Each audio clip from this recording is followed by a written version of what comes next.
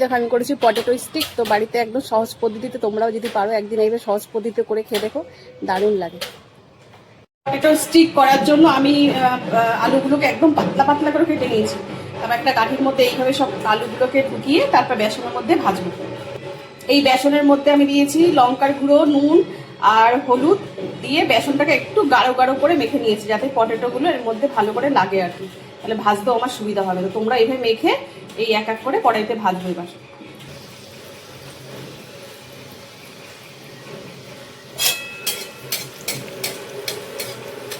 দোকানে তো বিক্রি হয়, তো তোমরা বাড়িতে এইভাবে পটেটো স্টিক করে খেয়ে দেখো, দারুণ লাগে।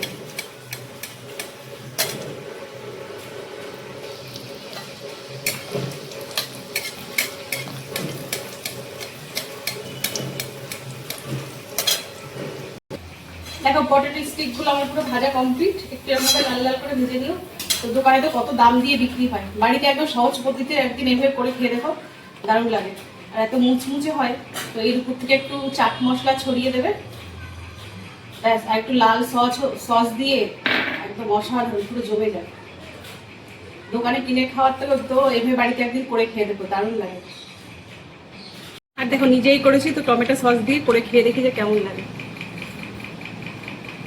অসাধারণ অসাধারণ, যেমন মুচমুচে হয়েছে সেরকম স্বাদ।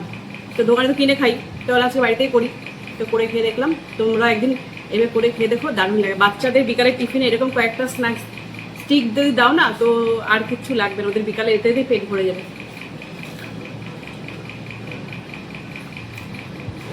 বিশ্বাস করো, যেরকম মুচমুচি হয়েছে সেরকম স্বাদ হয়েছে। তো বাচ্চাদের যদি কোনো বায়না থাকে বিকালে এরকম একটা পটেটো স্টিক 2-4টে ভেজে দিও, ওদের এতেই ওদের হয়ে বিকালের টিফিন হয়ে যাবে, কিচ্ছু লাগবে না। অসাধারণ অসাধারণ।